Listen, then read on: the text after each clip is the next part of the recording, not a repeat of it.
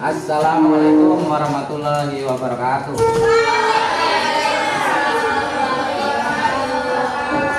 Selamat pagi.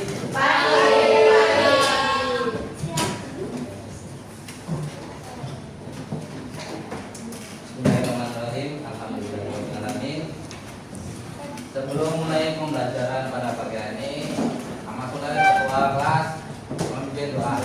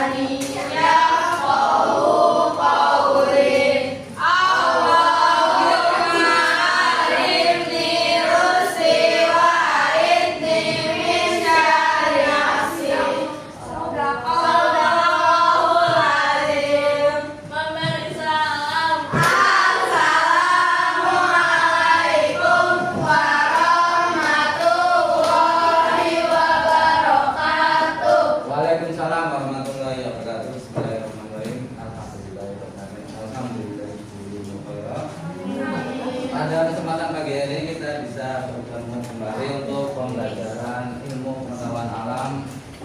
Namun sebelum pembelajaran kita mulai, kita absensi dulu ya. Hari ini siapa yang mau masuk? Ada semua. Masuk semua ya, semua diberi kesehatan. Kita bisa menghadiri pembelajaran pada pagi hari ini. Pada pagi hari ini Bapak ingin menyampaikan materi tentang perubahan kimia, terutama perubahan fisika dan perubahan kimia. Jadi di alam ini ada dua macam perubahan, yaitu perubahan fisika dan perubahan kimia. Perubahan fisika ada tanda-tandanya. Satu, tanda-tanda untuk perubahan fisika itu satu, tidak terjadi perubahan wujud ataupun bentuk. Yang kedua, perubahan fisika itu biasanya bersifat reversibel atau dapat kembali ke bentuk semula.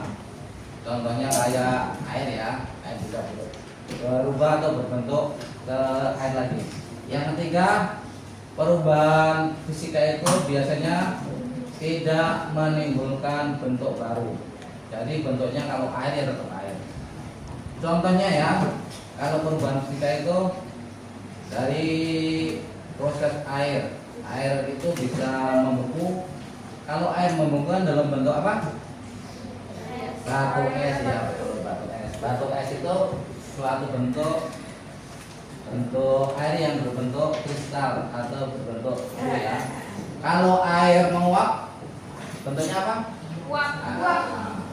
Air menguap itu kalau kita memasak air atau merebus ya, itu akan air yang semula air akan menguap menjadi uap air. Itu perubahan fisika contohnya ya.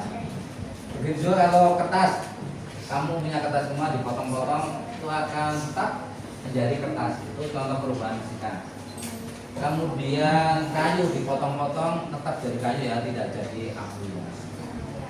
Kemudian perubahan kimia. Perubahan kimia itu satu proses yang menjadikan benda atau zat menjadi baru ya. Contohnya kalau kita bakar kayu itu dibakar itu akan jadi apa? Abu ya.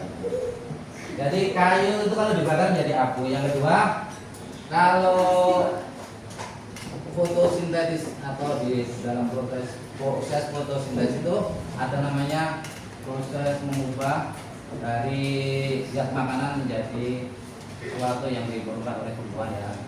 Yang ketiga ada namanya pengkaratan. Pengkaratan itu proses besi menjadi sesuatu yang lapuk atau menjadi karat. Mungkin lebih jelasnya Bapak tampilkan lewat video di televisi ya, ini contohnya.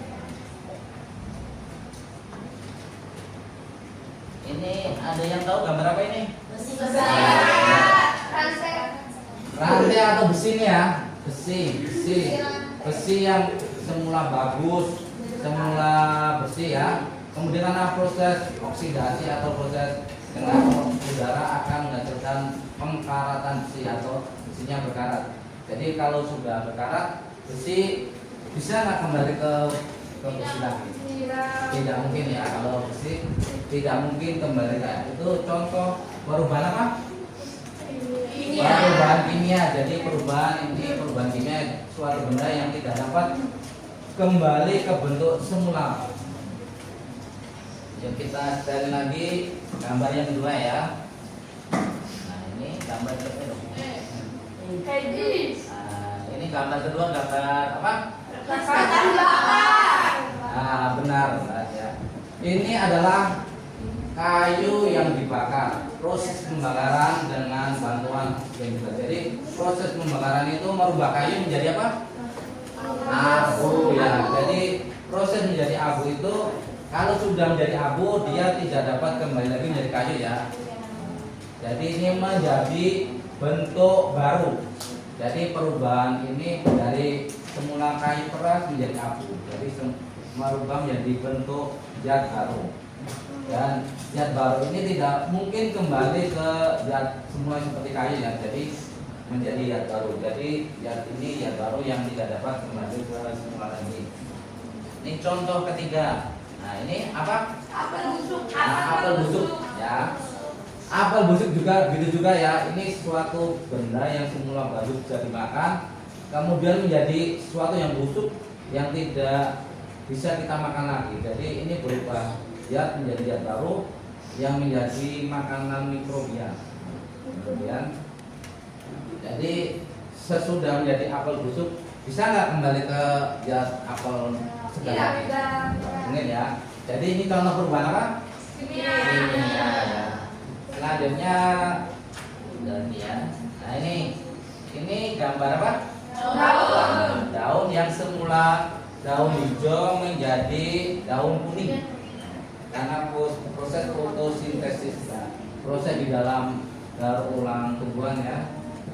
Ini termasuk perubahan apa? Kimia. Jadi proses dari hijau daun klorofil menjadi daun kuning atau daun hijau karena fotosintesis. Selanjutnya lagi. Nah, ini ya. Oke. Gambar apa ini? Nah, itu gambar es batu yang mulai mencair karena di kondisi udara biasa ya. Karena kalau ditaruh di freezer, ditaruh di suhu ruang, dia akan mencair menjadi es. Jadi bentuknya yang semula padat menjadi cair ya. Tapi bentuknya tetap air nggak itu? Padat menjadi ya tetap ya. Jadi itu bentuknya hanya bentuknya yang berubah dari padat menjadi cair. Cuma sifatnya tetap air karena itu jadi hanya reversible atau bentuknya bisa berubah ya. Jadi berubah, maksudnya berubah tetap ya. Jadi dari air walaupun bentuk membeku, kotak berubah menjadi air yang cair. Jadi ini termasuk perubahan apa? Fisika. Jadi hanya perubahan bentuk aja yang terjadi di sini. Kalau ini apa gambar apa? Lilin ya.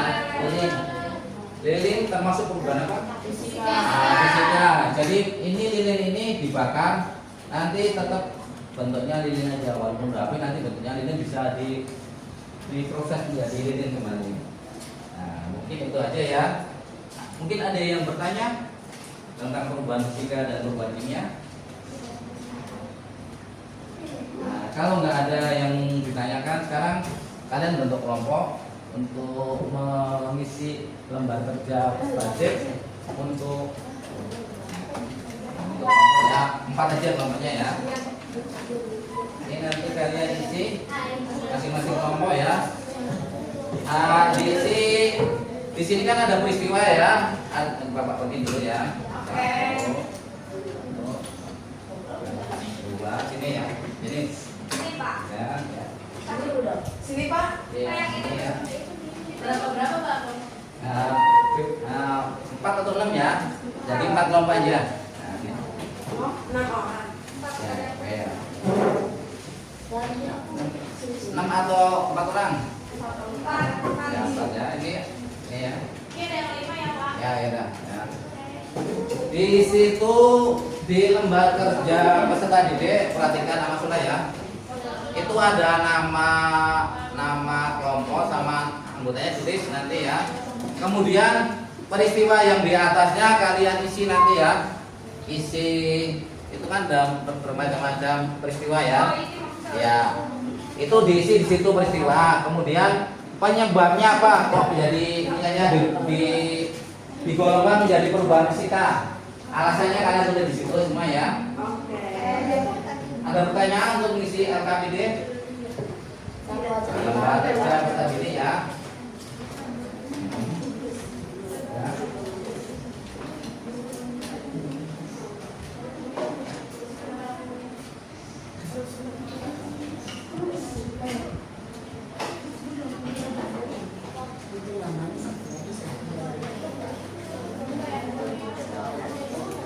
Ya. Nah, semua udah selesai untuk isi LKPD-nya. Kalau udah selesai, Amal Soleh satu kelompok satu ya, kelompok satu Amal Soleh ke depan untuk presentasi.